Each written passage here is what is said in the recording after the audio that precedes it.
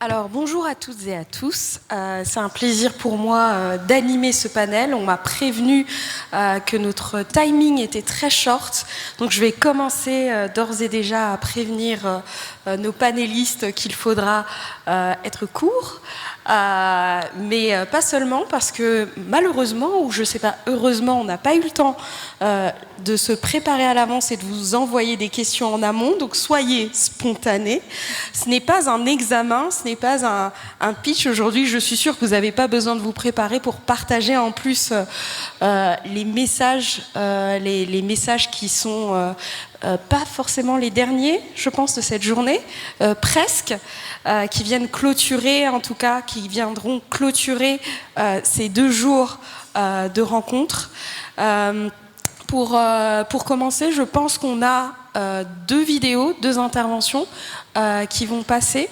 Une première intervention de Monsieur Carlos Manuel Rodriguez du GEF, si je ne me trompe pas. Donc je me tourne vers l'équipe technique. C'est parti. Green and inclusive growth is not a unachievable goal, dream, or target for Madagascar. I mean, my country, Costa Rica, 30 years ago, looks very similar to how Madagascar looks today. We cut most of our forests, we ran out of water, we erode the soils and the landscapes, and the rural communities were struggling in surviving, in producing their own food. So we bet, we gamble on different options, and today, 30 years later, the country has tripled the size of the forest, while the economy tripled and the population doubled. So restoring your forests and providing good quality natural resources to those who use them, particularly in rural areas, is achievable. And it has been done in many different countries. Probably not at the scale of what we need, but once more, Costa Rica is a good example of that. And we invested in new ways of doing things. One very important decision was to really consolidate a system of protected areas, create corridors that connects those core areas one to another, and pay the owners of the land, of those people who were living in the land, for changing practices from destructive agricultural-related practices into conservation practices because of the carbon, water, and biodiversity benefits. So they receive a payment that was higher than the cost of opportunity of doing cattle ranching or agriculture, and it became a win-win situation because eventually tourism came through. Tourism has a huge potential for Madagascar. It's much more than the beach and sun tourism. It is a tourism based on the unique biodiversity that Madagascar has, and it is not found anywhere in the world. So I really encourage everyone participating in this event to open their mind to a revolution towards the green and inclusive growth.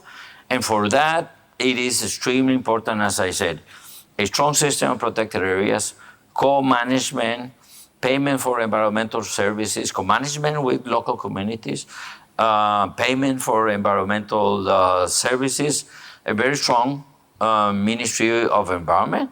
And Madagascar receives a lot of international aid, and that aid can be an agent of change. But nowadays, and very importantly, Madagascar needs strong political dialogues that can generate political agreements within agencies from the central government.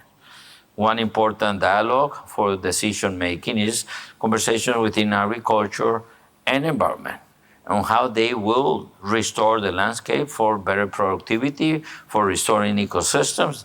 The more you restore an ecosystem, the more you contribute in improving the livelihoods of people, and also with the energy and mining sector. So I really embrace and recognize this international conference that is talking about the options for development. We know that business as usual is not an option.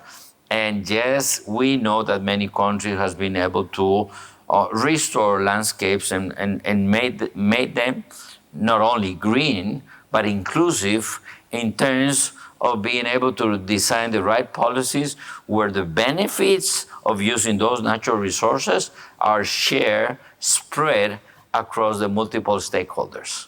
Thank you so much.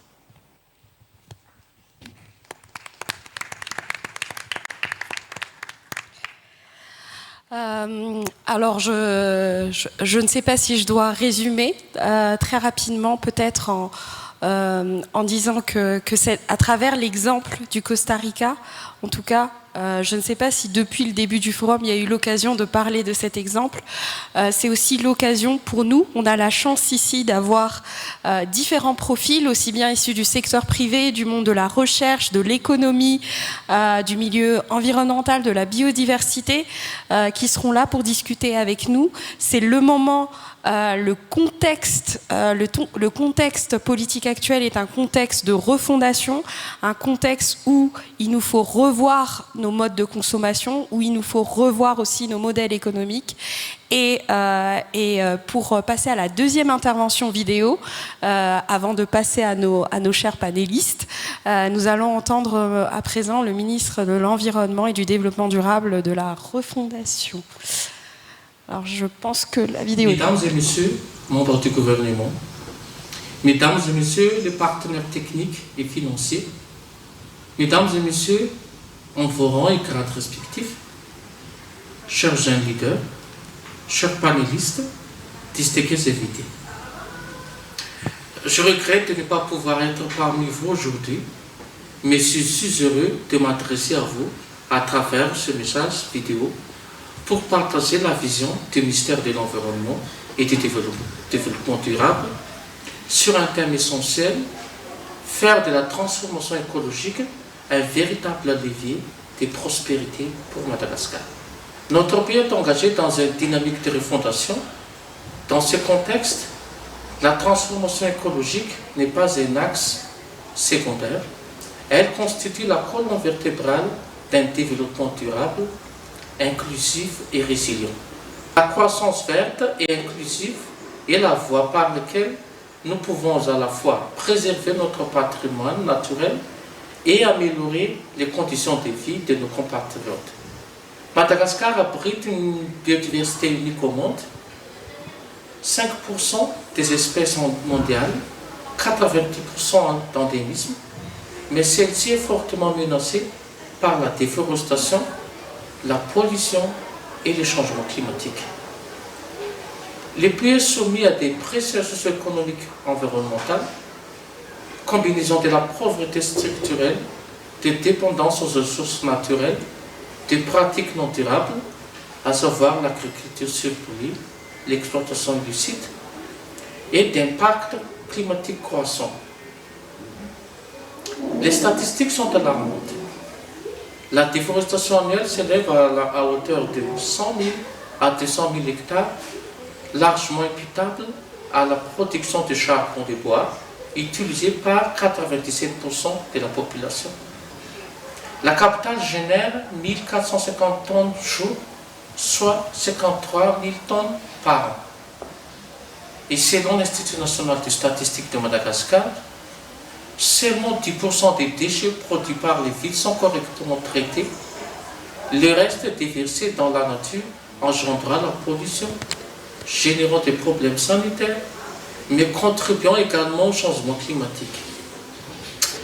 Aussi, environ 8 millions de tonnes de déchets plastiques polluent nos océans, menaçant directement la biodiversité marine.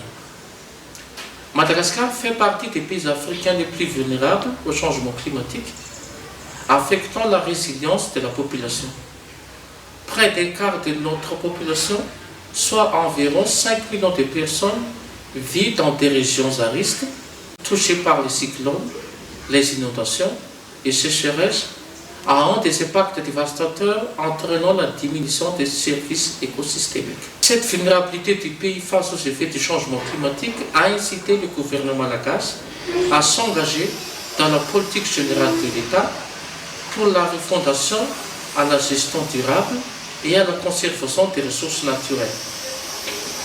Le ministère sera lié à cette volonté gouvernementale à travers des actions d'atténuation et d'adaptation.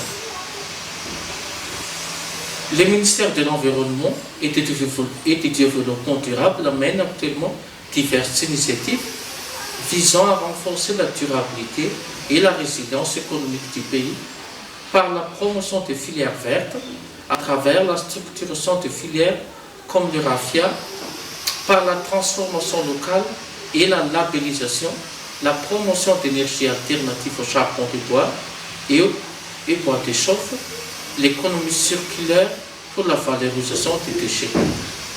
Dans sa mission de promouvoir la responsabilité sociétale des entreprises, le ministère encourage les entreprises à adopter des pratiques durables dans leurs activités, gestion responsable des ressources naturelles, réduction de l'empreinte carbone, investissement dans des projets sociaux et environnementaux.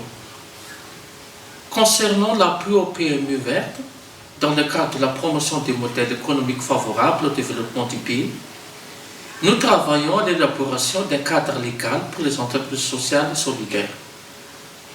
Nous encourageons également la collaboration interinstitutions, le secteur privé, les communautés locales, les organisations des sociétés civiles, afin de garantir une approche inclusive et intégrée du développement durable.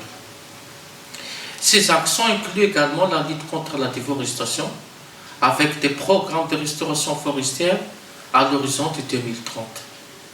Le développement des mécanismes financiers verts, tels que fonds et fiscalité adaptés, et enfin le renforcement des capacités par la formation, l'innovation et la recherche. Les grandes orientations stratégiques du MED visent à intégrer la transition écologique dans les politiques publiques, les stratégies économiques, par la promotion des chaînes de valeur circulaires et inclusives. Mettre en œuvre un cadre réglementaire favorable à l'économie verte, des incitations fiscales ou autres pour les entreprises engagées dans la RSE, mécanismes de financement vert tels que les fonds nationaux, crédit carbone et partenariats internationaux. Développer un modèle de croissance verte inclusif tel que le village écologique combinant reboisement, foresterie durable, énergie renouvelable, gestion des déchets, tourisme écologique et agriculture durable. Encourager une croissance verte et durable par la transformation locale pour accroître la valeur ajoutée. Développer des écofilières créatrices d'emplois vertes décents permettant l'autonomisation des femmes ainsi que la promotion d'alternatives écologiques. Gérer de manière durable et traçable les ressources naturelles reposant sur l'adoption des normes de protection responsable, des mécanismes de redéfense équitables et sur la restauration des écosystèmes. Renforcer l'innovation, la recherche et le partenariat par la mobilisation des financements verts et le développement des capacités locales. Promouvoir l'éducation, l'implication communautaire et l'équité sociale afin que la population bénéficie des retombées économiques et soit actrice de la sauvegarde de leur environnement. Mesdames et messieurs, à vous tous ici présents, ensemble, faisons Madagascar un modèle de croissance verte et inclusive. Le ministère de l'Environnement et du Développement durable reste déterminé à faciliter et accompagner et à créer des conditions favorables pour que chaque acteur puisse contribuer à cette grande aventure collective. Je vous souhaite des échanges fructueux et des engagements concrets pour un avenir durable pour le pays. Merci.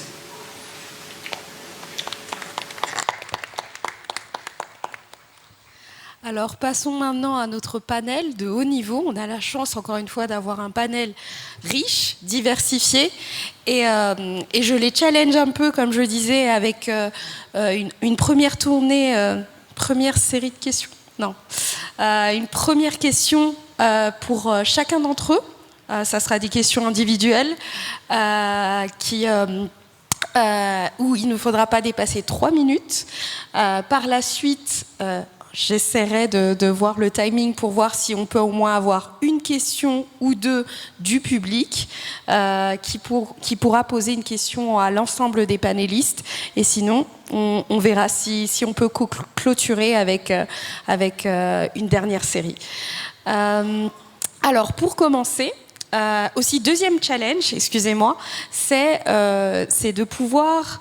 On a beaucoup entendu le ministre de l'Environnement parler des défis, des challenges que subissait Madagascar par rapport au changement climatique, la déforestation. Le défi que je vous donne, c'est d'être optimiste. Faites-nous rêver, s'il vous plaît. On veut repartir aussi de cette rencontre avec des idées plein la tête et se dire mais c'est possible, on veut ressortir de là avec quelque chose. Donc ça sera aussi le petit challenge, c'est terminer quand même avec des notes bien positives et engageantes. Et j'aimerais commencer avec une vision économiste, avec juste à côté de moi, Dr Baumyaft, à qui je vais adresser cette première question. Déjà, si on regarde Madagascar avec vos yeux d'économiste, sur quoi nous devons miser pour que la transformation écologique devienne vraiment un moteur de croissance? Au moins, on a beaucoup parlé de paris, de bargains. Qu'est-ce qui serait le plus crédible pour ces 10 prochaines années? Parce qu'il y a eu plein de pistes. Est-ce qu'on ne peut pas tout faire aujourd'hui? Donc aujourd'hui, oui, sur quoi nous devons miser réellement? Et je vous passe tout de suite le micro. Okay. Merci beaucoup. Donc j'en profite pour saluer toute la salle et puis les visages que je connais et d'autres visages que je découvre. Et merci pour cette invitation. Alors, vraiment, regard d'économiste écologique d'ailleurs. D'abord, remettre l'écologie dans son contexte. Nous sommes face à un système dans lequel se situe le système économique. Ce n'est pas 3 sphères indépendantes chacun, c'est le système économique et dans ce système écologique, y compris le système social. Pour rappel, 50% du PIB mondial dépend de ce sphère donc, écologique. Ce qui signifie que nous devons sécuriser puisque toute l'économie, une grande partie de notre économie dépend énormément de cette écologie que l'on peut qualifier à la fois de biodiversité, de ressources diverses. Pour le cas de Madagascar, et je rejoins complètement Carlos tout à l'heure, Rodriguez, qui est l'ancien ministre de Costa Rica et président du Fonds pour l'environnement mondial, on a une bonne nouvelle, c'est que Madagascar a un potentiel, il l'a dit, à plusieurs reprises, 10 fois, 20 fois plus que le Costa Rica. Et dedans, c'est vraiment cette question de la transition écologique, c'est-à-dire qu'on mise sur cette écologie pour avancer, pour soutenir cette croissance verte. Il y a plein de pistes, effectivement, mais je vais choisir quelques secteurs qui, pour moi, sont porteurs. L'écotourisme, un peu inspiré du Costa Rica, d'ailleurs, qui a 3 millions de touristes par an à peu près. Nous sommes à environ 300 000, donc 10 fois moins. Mais ils ont misé sur l'écotourisme de haut de gamme. Donc on est dans de la création de valeur très forte et avec une grande partie de la population qui vit de cet écotourisme, une destination par excellence en matière d'écotourisme. L'autre point qui me semble important et sur lequel on a déjà aussi des avancées majeures, c'est sur le sujet de l'agroécologie, la filière biologique, où on a aussi le CIMABio qui s'active énormément, où il y a un potentiel à la fois national, parce qu'en 2050, on sera 50 millions, donc c'est un marché. Il faut qu'on mange au moins 3 fois par jour. Et donc, avec cette perspective, il y a des opportunités économiques fortes. La région, Océan Indien, on est très impliqué dans la COI maintenant sur comment nourrir les îles, parce que Maurice, La Réunion, Seychelles, Mayotte, les Comores, ils sont saturés. J'ai appris la semaine dernière que Seychelles importe 90% de sa nourriture, donc c'est un marché pareil au niveau mondial. Donc là, on a des opportunités.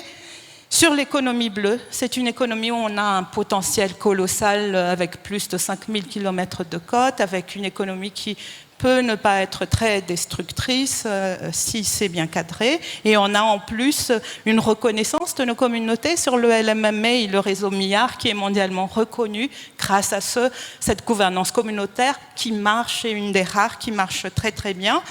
Sur la recherche scientifique, j'insiste un petit peu sur la place de nos plantes. Et on a beaucoup de gestionnaires d'aires protégées dans la salle, le lieu d'écotourisme, mais c'est aussi nos laboratoires. À ciel ouvert, on a énormément de plantes avec un potentiel colossal. Il faut susciter un peu plus le patriotisme économique pour qu'on utilise un peu plus ces plantes, transformer nos cosmétiques. Je vois beaucoup plus de femmes utiliser maintenant les produits Vita Malagasy, les industries type Vagnal, Homéopharma et maintenant de plus en plus de micro-entrepreneurs et d'entrepreneurs femmes qui travaillent sur ces questions, la question biotechnologique, si on veut aller sur du plus haut niveau, donc encore une fois, miser sur la recherche scientifique pour aller sur les ressources génétiques, continuer les contrats de bioprospection avec les pharmaceutiques, l'industrie biotechnologique, etc. Et peut-être un dernier point sur lequel je souhaite aussi insister, c'est le marché du carbone. Nous avons mis en place le décret du carbone, nous avons signé le premier RED+, qui nous a rapporté 50 millions de dollars. C'est un signal fort qu'on a envoyé au monde en disant maintenant Madagascar est dans la cour pour le marché du carbone. On a maintenant le Blue Carbone qui intègre aussi la conservation de nos mangroves. Donc Madagascar a vraiment sa place, y compris dans la stratégie 30-30, protéger 30% de biodiversité d'ici 2030, et y compris la place des communautés. Il y a Bond, mais il y a d'autres structures qui sont là. L'idée, quand on a fait ce décret, c'est que les acteurs puissent se positionner pour être sur le marché, sinon on regarde le train passer. Voilà peut-être voilà, avec un regard d'économiste et les leviers qui peuvent vraiment être des leviers de croissance verte, inclusif, il faut intégrer tout le monde et on a la possibilité de le faire, élargir le cercle. Nous avons la plateforme de coordination stratégique du secteur où on a déjà commencé tout ça. Maintenant, il faut continuer, intensifier et peut-être le dernier point, le budget du ministère.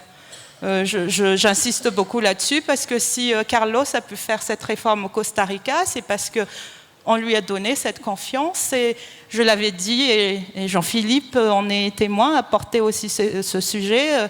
Le ministère, s'il veut avoir vraiment une force, il faut qu'il soit porté par la primature ou par un vice-premier ministre pour porter l'intersectorialité et assurer que tous les acteurs portent l'environnement ensemble, que ça ne soit pas en permanence une bataille, ce secteur qui est orphelin de temps en temps. Merci. Merci beaucoup et mission accomplie. Je pense que c'est très positif, très optimiste, n'est-ce pas? Je vais me tourner cette fois-ci vers Nani, directrice du VVF, pour...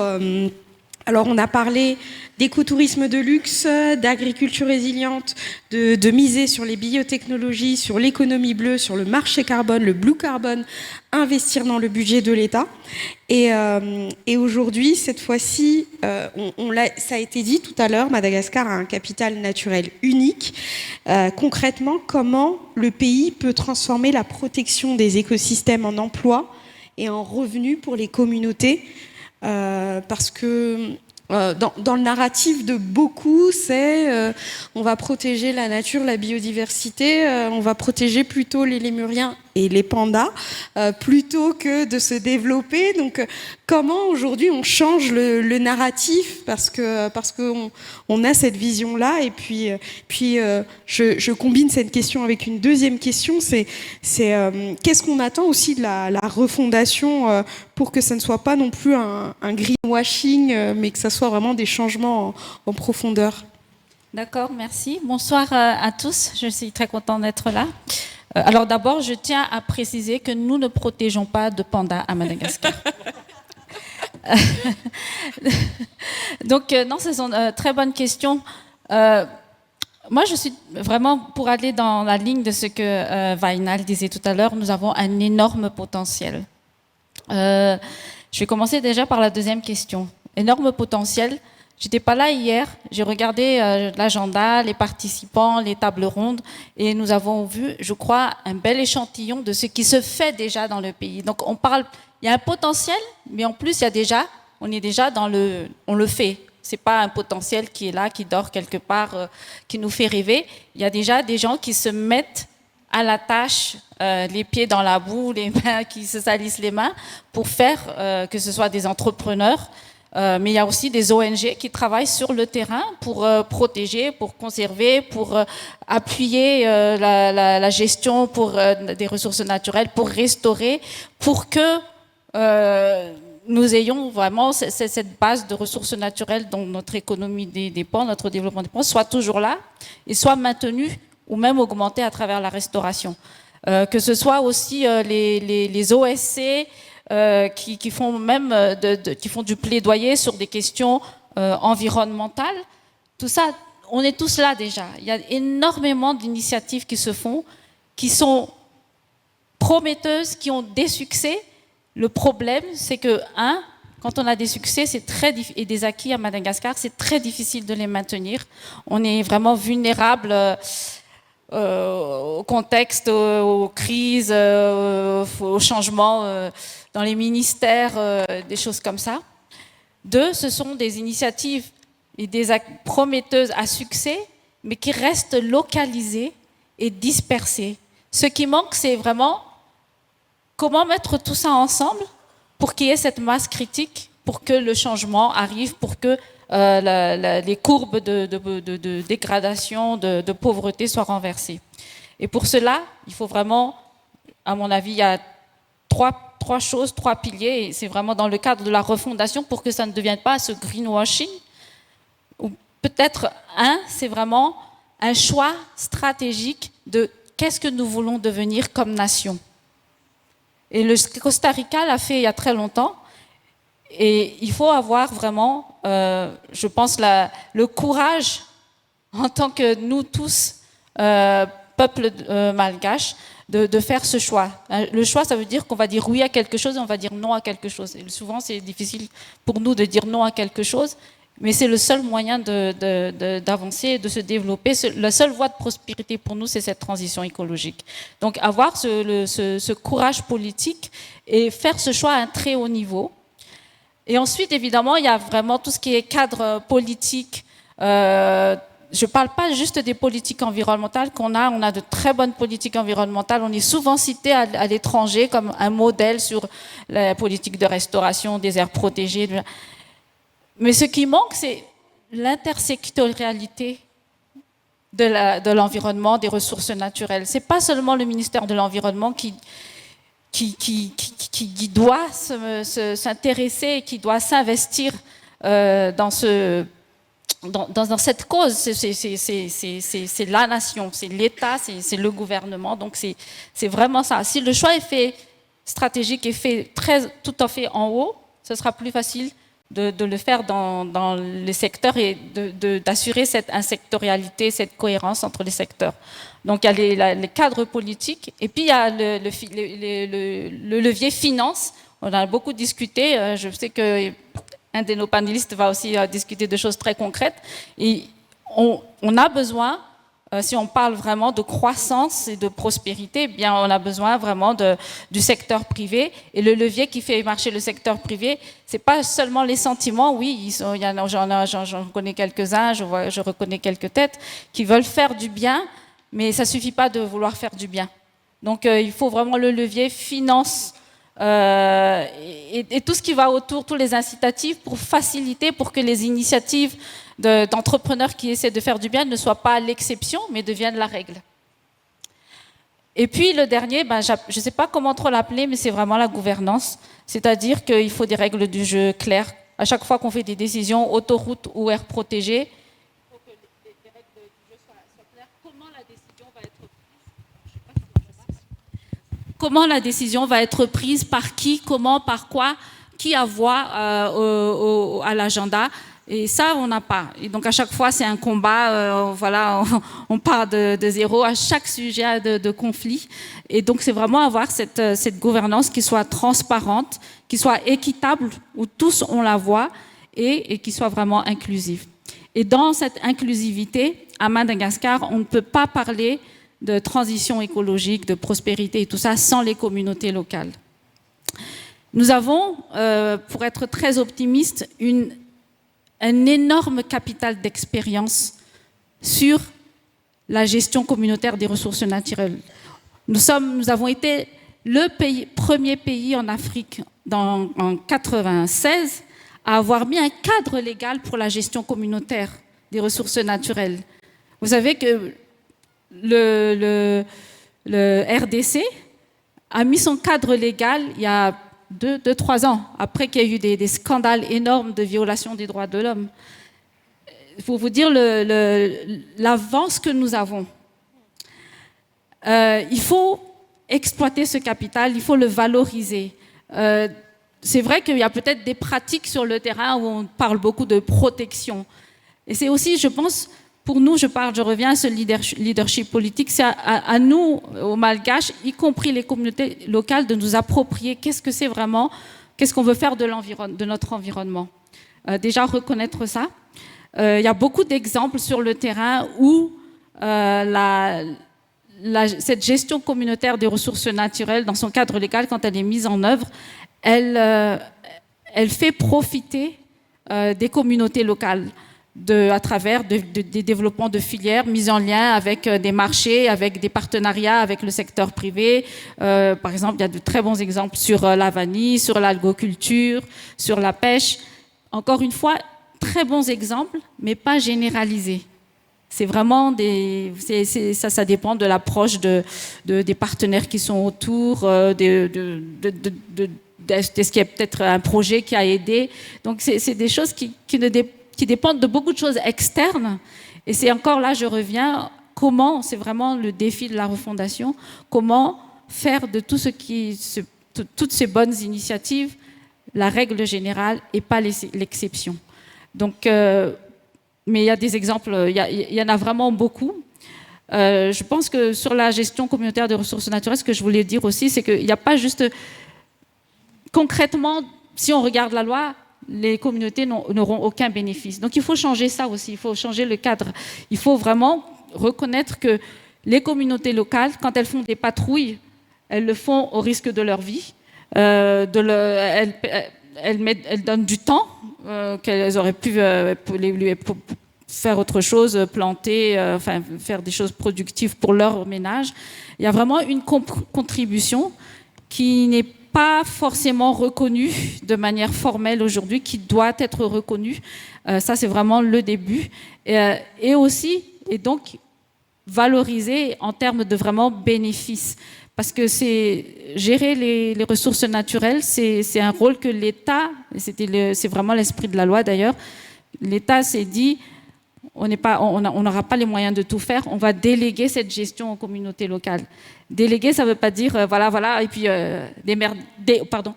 Pardon, dans le feu de l'action. Démerdez-vous. Tina. J'ai pas dit ça, c'est toi qui l'as dit. Débrouillez-vous. Et c'est ça qu'il faut changer, je pense. Parce que c'est légitime qu'il y ait un bénéfice. L'autre chose vraiment que je voulais appuyer sur la gestion communautaire de ressources naturelles, ce que j'ai vu moi dans notre expérience, c'est que c'est vraiment aussi un terrain, le premier terrain au niveau vraiment le plus proche du terrain, le plus local possible de l'exercice de la démocratie. Parce que dans la gestion des ressources naturelles, et notre cadre légal, il est bien parce qu'il exige que, voilà, il y a une organisation qui se mette en place, une structuration, qu'il y ait des règles qui soient établies et respectées, qu'il y ait des assemblées générales, qu'il y ait des élections et tout ça. Et quand ça marche bien, on a aussi aujourd'hui l'émergence de leaders environnementaux, mais qui peuvent le faire pour d'autres secteurs au niveau local, dont la voix doit être remontée dans tout ce processus de consultation qui va venir dans le cadre de la refondation. Ce n'est qu'en les écoutant, qu'on pourra être vraiment vert et inclusif. Merci. Merci infiniment et j'attends avec impatience que Nani utilise les mêmes mots au CCI bientôt. Sinon, je résume qu'il nous faut du courage, ça doit être un choix stratégique de notre nation de parler de transition écologique, de mettre les moyens pour. On doit pas uniquement intégrer le ministère, enfin donner toute la responsabilité au ministère de l'Environnement, ça doit être intersectionnel si on veut justement prendre le modèle du Costa Rica et aller même bien au-delà. J'ai aussi retenu dès le début, et ça c'était le petit défi, de montrer qu'il y a des choses positives. Il y a énormément de choses qui se font déjà à Madagascar et il faut maintenant les mettre à l'échelle pour parler réel, pour qu'on ait une réelle refondation et surtout impliquer les communautés locales à travers une gouvernance claire et inclusive. Et on parlait tout à l'heure de levier financier, donc ça me permet de tourner vers l'essence même, le cœur du business, là où il y a les sous. Je ne dis pas qu'il va financer tout, mais en tout cas, Monsieur Dim, merci en tout cas d'être là et de représenter la BRED. Je ne sais pas si tout le monde est familier avec les instruments financiers qui peuvent exister aujourd'hui pour aujourd'hui appuyer les projets de transformation écologique. Si déjà vous pouvez nous donner un aperçu des différents instruments qui peuvent être mobilisés et surtout à quel moment ces projets de transformation écologique sont bankable et lesquels sont les plus adaptés dans ce contexte de refondation. Ça vous fait 3 questions, je suis désolée, mais côté timing, je fais comme je peux. Et courage, il va falloir pitcher ça en 3 minutes. À vous. Merci beaucoup. Merci de m'avoir dans ce panel très intéressant. Donc, accès à des financements verts. Quels sont les instruments climatiques qui existent? Donc, en ce moment, c'est beaucoup à la mode. Il se trouve qu'à la BRED, on l'a fait. C'est ce qu'on appelle les obligations durables. Donc, c'est des green bonds avec des social bonds, ce qu'on appelle en anglais. Donc, les obligations vertes et les obligations sociales en même temps. Donc l'année dernière, on a réussi à lever avec l'aide de partenaires 38 millions de dollars en monnaie locale, donc environ 170 milliards d'arias, pour financer le secteur vert ici à Madagascar et aussi le secteur social. Donc quand on parle de secteur vert, c'est surtout de l'énergie renouvelable pour le moment. Secteur social, c'est les PME et les microfinances. Donc 50% pour tout ce qui est énergie renouvelable et 50% pour tout ce qui est PME et microfinance. Donc ça, c'est ce qu'on a réussi à faire avec de l'aide de partenaires dans AFC, Proparco et FMO. Donc c'est une première étape pour Madagascar. C'était un ballon d'essai, je veux dire. On a tracé la voie, on a été pionnier sur ça. Il se trouve que quand on a closé ce financement en juin 2020. Donc, quand on a signé, on était le deuxième pays en Afrique francophone à l'avoir fait. En juin 2020. Après, il y a pas mal de pays qui l'ont fait après. Bon.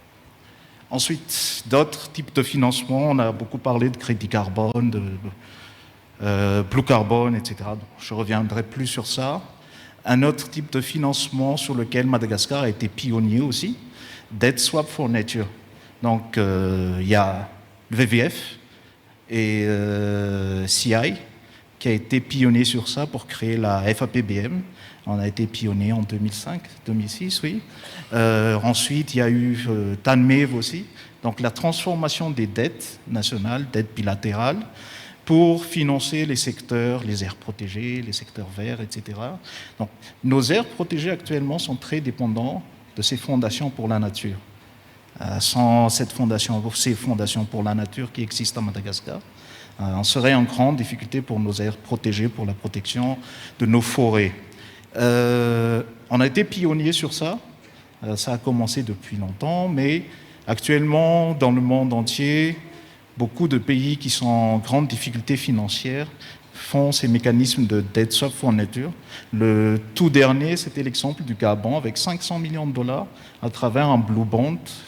Il y avait le Belize, il y avait aussi Seychelles à l'époque, etc. Donc tout ça, c'est des mécanismes qui sont très accessibles, qui sont actionnables à notre niveau. On l'a déjà fait, comme on l'a dit. On est pionnier, on l'a déjà fait. Pourquoi pas ne pas le refaire? Jusqu'à 500, parce qu'on a parlé de 30 millions de dollars avant. On peut avoir 500 Pourquoi pas? cette année?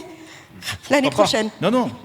Actuellement, il y a le ministère de l'Environnement, avec la Banque mondiale et le GEF, le Fonds mondial pour la nature, sont en train de créer l'Emur Bond pour financer aussi la protection des lémuriens, etc.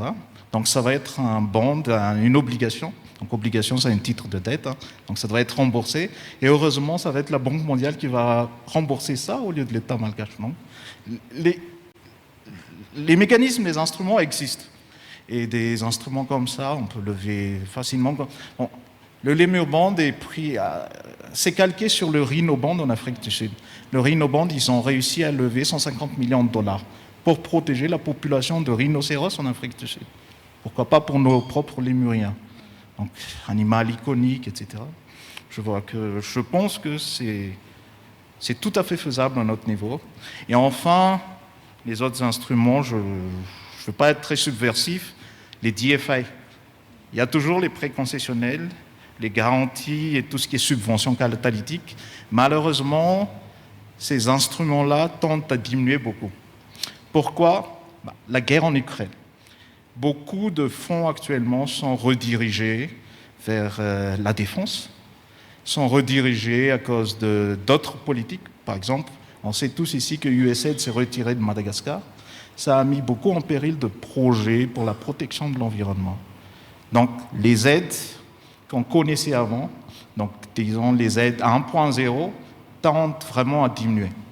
Les subventions catalytiques existent toujours, mais deviennent de plus en plus petites et ils demandent de plus en plus d'impact. Et c'est ce volet impact qu'on doit prouver coûte que coûte. Et à Madagascar, faire de l'impact, on le fait au quotidien, on le fait au petit-déj, n'est-ce pas? Donc voilà un peu un petit tour d'horizon. On verra après. Ça fait beaucoup dommage d'avoir terminé sur la note pessimiste et négative. Donc, on va retenir les obligations vertes, les 30 millions et tout ça, et se dire, en fait, il y a un énorme potentiel. On parle d'obligations vertes, on parle de l'Emur Bond calqué sur le Rhino Bond. Donc tout ça, c'est du potentiel qui pourrait permettre d'appuyer donc la protection de la biodiversité, mais surtout, et pour revenir à ce que Nani disait tout à l'heure, appuyer les communautés locales. C'est pas juste appuyer cette biodiversité-là, c'est le développement des communautés locales autour. Donc merci infiniment pour ce tour d'horizon et pour avoir été dans les temps. Mais je me tourne, j'en profite, j'essaie d'alterner et de donner la parole à nouveau à un homme pour... oui, j'essaye. Alors, monsieur Gaëtan Étancelin, avec sa casquette d'entrepreneur, donc en tant qu'entreprise ancrée dans des chaînes de valeur, peut-être que la question revient un peu à celle, à la toute première que j'ai posée au début, mais avec cette fois-ci une casquette d'entreprise. Donc en tant qu'entreprise qui travaille sur des filières d'exportation, comment la transformation écologique peut-elle renforcer et non affaiblir la compétitivité des produits sur les marchés internationaux? Des produits que vous avez, vos produits, ou peut-être des produits malagasy de manière générale. Donc oui, comment cette transformation écologique peut vraiment renforcer la compétitivité et non pas l'affaiblir. On sait que l'Union européenne, avec le devoir de vigilance, a renforcé un peu plus les questions des normes comme zéro déforestation et ce genre de choses. Donc voilà, est-ce que c'est un poids ou non? Et sinon, pourquoi, comment? Et je suis sûre que vous allez être positif, n'est-ce pas? Merci de m'avoir invité et je vais essayer de répondre très positivement en commençant par une seule phrase: Madagascar bio et pourquoi pas? Qu'est-ce qui se passe ici? Nous sommes numéro 1 de la vanille en bio, numéro 1 de l'ilang en bio, numéro 1 de la crevette en bio. Alors, pourquoi ne pas continuer? nous avons toutes ces choses pilotes qu'a dit Nani tout à l'heure, qui fonctionnent très bien à des petites échelles. Évidemment, tout entrepreneur, il évolue avec son contexte. Vous avez parlé de UDR, du devoir de vigilance. Tout ça, nous les entreprises, nous l'emmagasinons depuis des années et nous faisons face tous les jours. Pour reprendre un peu ce qu'a dit notre cher ami de la banque. Tous les jours, on est prêt et c'est que comme ça qu'on arrive à survivre. Et donc nous sommes constamment dans la construction et dans cette co-construction pour que nos entreprises continuent à vivre. Et je pense que tous ceux qui viennent des pays étrangers pour chercher nos produits, c'est parce qu'on n'a pas que simplement la qualité, c'est qu'on est capable de répondre à des cahiers des charges internationales. Si on arrive à exporter au Japon, aux États-Unis, partout sur cette planète, c'est que le savoir-faire malgache, il est non seulement reconnu, mais il est payé au prix auquel nous le demandons. Sinon, nos entreprises fermeraient. Et ça, je pense que les banques le savent mieux que quiconque. Une entreprise qui ne fonctionne pas, c'est une entreprise qui est fermée. L'évolution de toutes ces stratégies autour, on va dire, de ces pays importateurs de nos produits avec des qualités internationales, nous aussi, on y participe quelque part. Parce que tout ce que nous envoyons de messages pour préserver la nature, éviter la culture sur brûlis, etc., sont pris en compte dans énormément de forums comme nous sommes en train de le faire, sont retranscrits dans les lois dans certains pays. Et nous continuellement, nous sommes en adaptation. Et pour reprendre quelqu'un qui est dans la salle, qui m'a remis à ma place hier soir, il m'a dit, c'est pas la loi du plus fort la meilleure, c'est celui qui sait s'adapter. Waouh! On va retenir ça, je pense, en citation. Je pense qu'il y a Pov là-bas qui pourra faire un joli dessin et qui pourra en plus noter la citation. Merci en tout cas pour cette note positive, ultra positive, et d'avoir été dans le timing. Alors, je me tourne cette fois vers Nassima, qui va nous donner aussi une perspective un peu différente, je dirais un peu extérieure, même si tu connais bien Mada aussi. Alors, un instant... Aïe, j'essaie de retrouver ça. Oups. Oui, alors aujourd'hui, en regardant Madagascar avec cette casquette d'Afroclimate, quels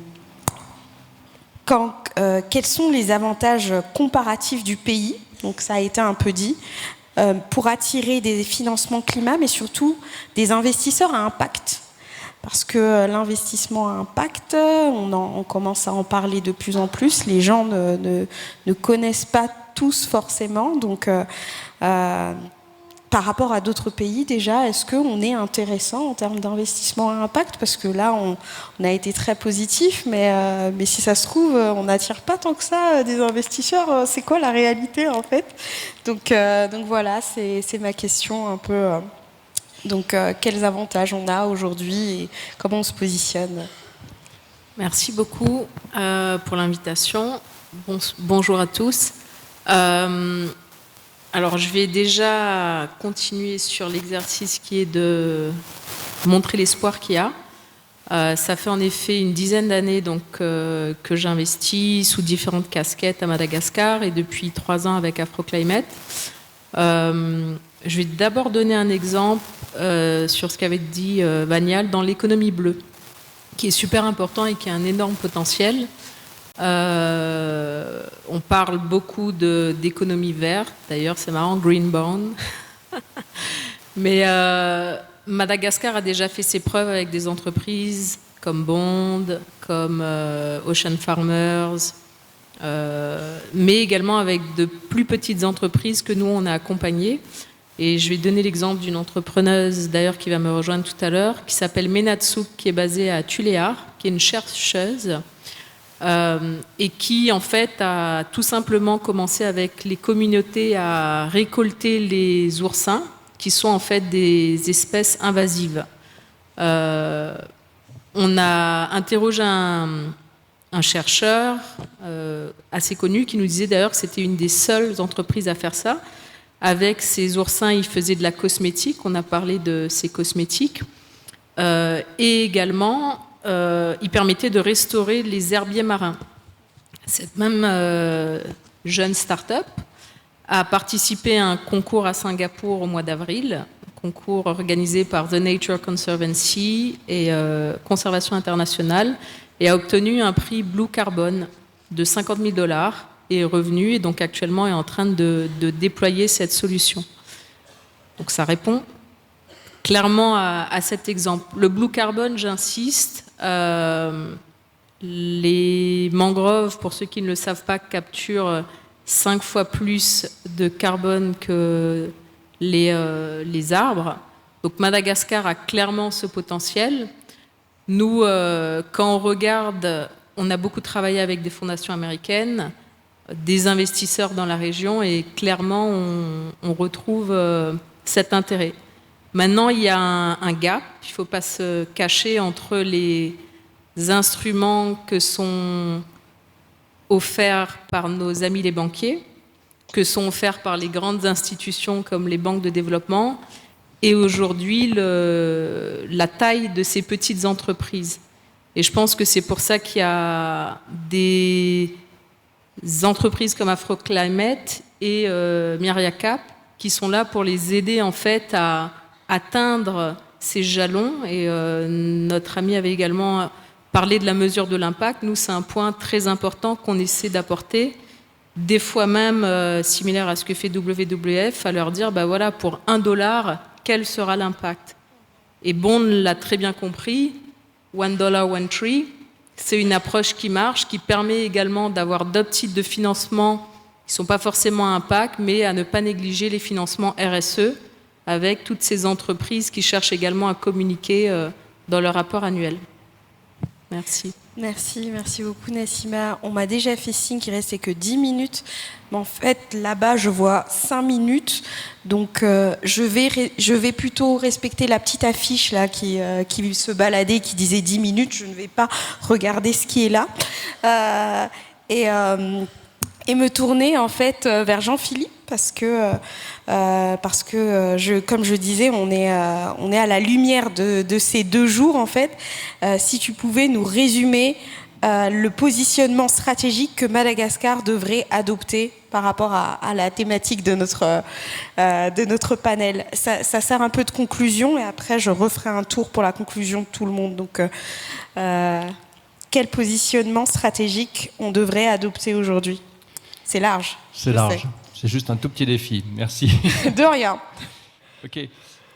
On a listé tous les domaines où Madagascar a un potentiel incroyable, du solaire à l'écotourisme, l'aquaculture, le carbone, les filières, etc. Donc on est tous conscients, je pense, à ce stade, qu'il y a une grosse carte à jouer pour Madagascar.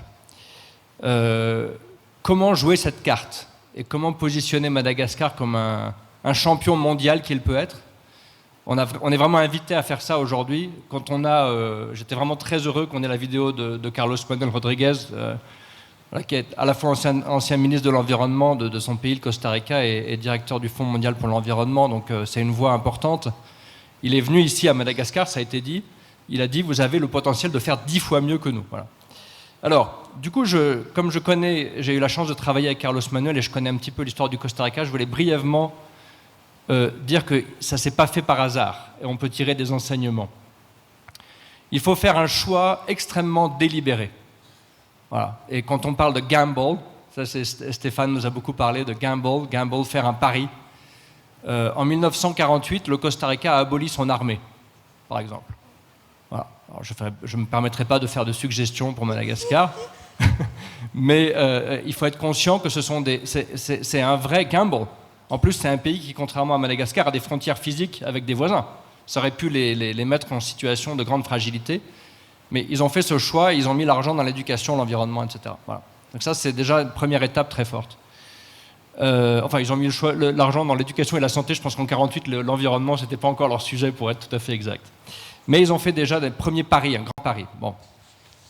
Ensuite, quand ils ont commencé à vraiment se positionner dans le défi on va être un champion environnemental et ça va être un moteur de notre croissance, ils ont créé une vice-primature en charge des questions environnementales. Voilà.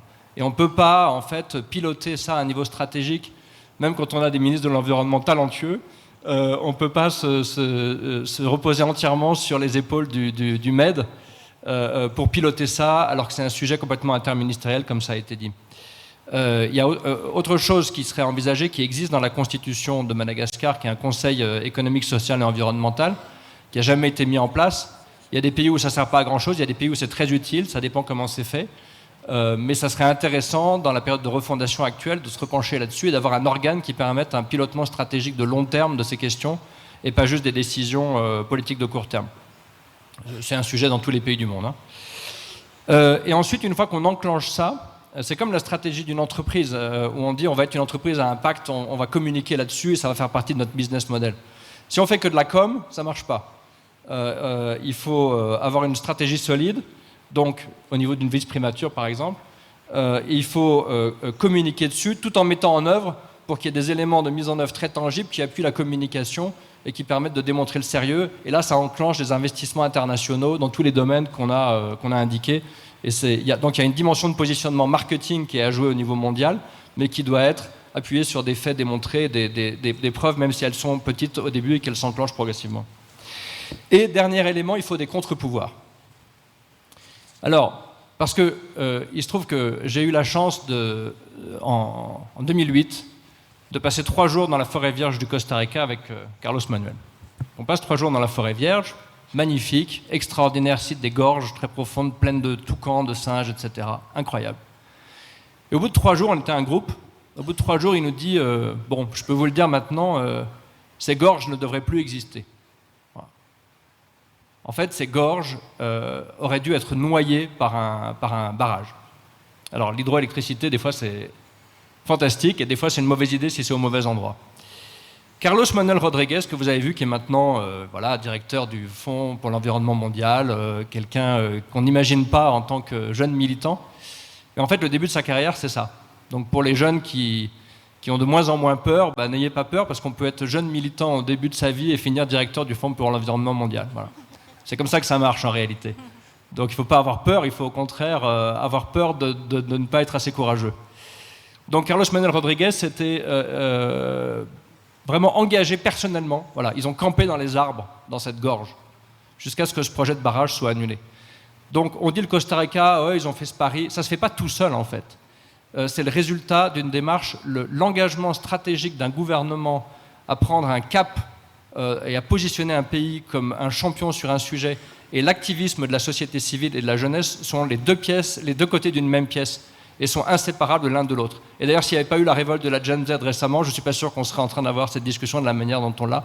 Donc il va falloir, au fur et à mesure que l'on accompagne la refondation vers ce cap stratégique, que la société civile, je dis la société civile parce qu'on ne va pas faire reposer tout sur les épaules de la Gen Z, que la société civile et la Gen Z qu'on a eue pendant ces 2 jours et qui nous inspire beaucoup, restent extrêmement mobilisés comme contre-pouvoir pour accompagner et maintenir cette direction. Voilà. Merci. Merci beaucoup. Tu peux garder le micro parce que ça sera... je vais finalement faire le tour et donner 1 minute à chacun. Oui, 1 minute. Pour un petit mot de la fin, mais en répondant à une question, c'est quel est votre engagement concret en tant qu'organisation, en tant que personne, quel engagement concret en fait pour 2026 vous souhaitez prendre là aujourd'hui, quelque chose que vous n'avez pas forcément dit avant, mais pour que la transformation écologique devienne un vrai levier de prospérité à Madagascar. Avant de demander à la refondation et aux autres qu'est-ce qu'ils peuvent faire, nous, qu'est-ce qu'on peut faire déjà. Moi-même, je répondrai à la question, je vous rassure, mais oui. Est-ce que tu pourrais commencer ? Oui, moi l'engagement c'est que ce ne soit pas juste un coup d'épée dans l'eau, un seul événement. Alors je ne veux pas effrayer l'équipe d'Indri qui a bossé très très dur ces dernières semaines et qui a un peu de fatigue accumulée, mais c'est clairement un processus qu'on va poursuivre. Donc l'engagement pour moi c'est que tout ce qui a été dit d'utile dans cet événement soit collecté et publié et que ce soit le début d'un processus. Super, merci. Nous, notre engagement c'est de financer encore plus. Donc financer encore plus l'agriculture durable, financer encore plus l'énergie renouvelable, financer encore plus la santé, financer encore plus les infrastructures, notamment les infrastructures vertes. Donc ça, c'est un engagement que le groupe PRED Madagascar a pris et qui sera déroulé en 3 ans, 4 ans, et avec une grosse enveloppe à la clé. Merci. Pour ma part, mon premier engagement, maintenant que je suis revenue dans le monde académique, qui est mon monde depuis de longues années, c'est former le capital humain. Suite à ce que j'ai constaté au sein du ministère et dans l'administration, nous avons besoin aussi de capital humain formé et à jour sur les connaissances dans un monde qui évolue très vite. Donc, je sillonne les universités, on crée des masters, droit de l'environnement, RSE, développement durable, pour que nos jeunes puissent rentrer dans le marché du travail, puisque je suis certaine, c'est un marché qui va encore plus exploser demain. Donc ça, c'est la première chose. Et avec ma casquette de senior fellow de la FERDI, on fait des plaidoyers à l'international, parfois auprès des chefs d'État ou des gouvernements. Donc je suis maintenant de l'autre côté, casquette scientifique. C'est aussi dire que malgré le contexte où il y a énormément de conflits, où les pays vont financer la guerre, comme ça a été dit, nous bataillons pour continuer à financer le Sud global, donc Madagascar y compris dedans, l'Afrique, tous ces pays qui ont un apport fort sur leurs ressources, sur le capital naturel et sur les forêts. Donc Madagascar reste pour moi une priorité dans ces plaidoyers. Merci. Merci beaucoup. Mon engagement à moi, continuer à faire du plaidoyer, à mobiliser en tout cas. Celles et ceux qui me connaissent savent que je suis sur les questions d'ESS, notamment. Ça a été mentionné par le ministre de l'Environnement. Donc j'espère qu'on adoptera un réel statut pour les entreprises sociales et solidaires, dont la transition écologique est aussi un gros focus. Également, en tant que PPI, nous sommes l'un des co-coordinateurs de la coalition nationale sur le genre et la justice climatique. Donc continuer, en tout cas quand on parle de justice climatique, à intégrer justement les communautés les plus vulnérables, notamment les femmes, les jeunes, les personnes en situation de handicap et d'autres dont on n'a pas forcément la voix. Donc merci en tout cas pour ça. Et puis je passe la parole à Nani pour son engagement. Merci. Donc nous au WWF, on travaille déjà sur beaucoup de choses dont j'ai parlé tout à l'heure, mais l'engagement spécifique, ce sera pour l'année prochaine de travailler sur la mise en place de mécanismes de financement pour les communautés locales qui gèrent les ressources naturelles, pour appuyer leurs actions de gestion, mais aussi pour soutenir le développement de entreprises communautaires. L'entrepreneuriat communautaire est lié ceci donc au marché. Et l'autre engagement, c'est de continuer aussi à appuyer donc le développement du plan national 30x30 de Madagascar, qui avait été développé juste avant la crise. Tout ce qui était avant la crise n'est pas forcément mauvais. C'était un très bon plan. C'est la première fois dans un plan national qu'on met vraiment en lumière au centre justement la contribution des communautés locales à travers les transferts de gestion de ressources naturelles, ressources halieutiques dans un plan national. Et c'est d'assurer que cette bonne initiative qui a été prise soit maintenue et de pousser ça vraiment. Merci. Moi, je dirais déjà un engagement personnel qui est de mettre à disposition de tout type d'institutions de l'assistance technique. Donc aujourd'hui, on a un réseau de plus de 50 experts techniques, que ce soit sur les crédits carbone, la finance structurée, tout. Et aussi apporter la visibilité sur ces success stories de Madagascar. Et au niveau d'Afroclimate, le gros projet pour 2026 pour nous, c'est un partenariat qu'on vient de signer avec INDRI et la Malagasy Clean Cooking Initiative, qui est vraiment d'aider en fait ces 53 membres qui sont aujourd'hui des acteurs déjà reliés dans une association et d'en faire un centre d'excellence. Super, merci. Et le mot de la fin? Le mot de la fin, Non, ça ne va pas être à moi. Chez nous, MC Ingrédients, l'engagement qu'on est en train de produire, c'est de créer l'un des premiers territoires à vocation agricole biologique dans une des 4 régions où nous sommes en train de travailler, et ce sera un TVAB air protégé. Pour tous ceux qui veulent savoir qu'est-ce que c'est TVAB air protégé, je vous invite à venir me voir, moi, Nani, ou tous ceux qui travaillent autour des aires protégées. Merci. Merci infiniment. Je pense qu'on peut applaudir nos panélistes.